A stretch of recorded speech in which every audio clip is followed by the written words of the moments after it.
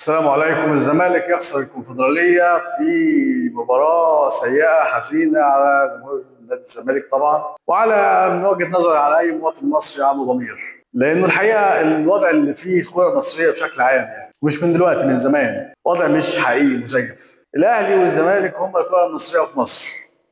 الأهلي فريق مستقوي بالإعلام وبالمال، بيفضل فرق ويركن الاتوبيس يقعدهم دكه ويعير بال10 هنا وبال5 هنا وبمزاجه لغايه ما بقى في مصر لا فيها باك شمال ولا فيها مهاجم ولا فيها حاجه. والزمالك اللي شغلته يبقى المنافس ويتضرب نفسيا من الاعلام ويخسر في اخر لحظه، ولاعيبته تبقى مهزومه من قبل ما تلعب لانها مهزومه نفسيا اصلا وخايفه وعليها ضغوط من اول ما بتلبس التيشيرت الابيض لغايه ما تعتزل الكوره. دي النتيجه الطبيعيه، لان المنظومه كده، الحقيقه كده، المنظومه عامله كده، عامله لنا مسلسل بايخ لا له طعم ولا في عداله ولا في حاجه. فتكون النتيجه كده انه الفريق يبقى على بعد سنتي مش خطوه من فوز ببطوله قاريه، و4 مليون دولار هو محتاجهم لانه مديون طالع دين امه يضيعوا ليه؟ لان اللعيبه خايفه، اللعيبه اللي ما خدتش دعم اعلامي على مدار الاسبوع اللي فات يقولوا لهم تقدروا.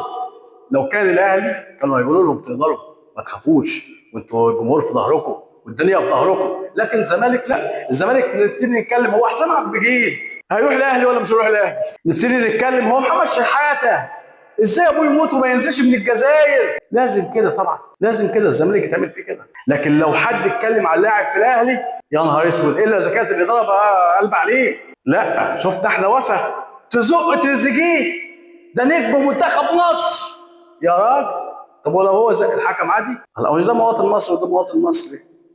طب واللي ضرب الحكم على قفاه عادي؟ اصله مش نجم منتخب مصر، مش ده مواطن وده مواطن؟ يعني حاجه صعبه، حاجه صعبه، حاجه ما فيهاش لا عداله ولا فيها دم. زي كل حاجه كوره ما بتنفصلش. شفنا فتوح مش عارف يقف على رجله، طبيعي، ده ابني من ابناء الزمالك متعود يعني تحت الضغط ما نستحملش الضغط، تحس ان هو مش لاعب كوره اصلا، مش عارف يباصي. حسام عبد المجيد بيعمل بيباصي لكوره ورا ياخدها الخالد يشوطها له العواد طلعها.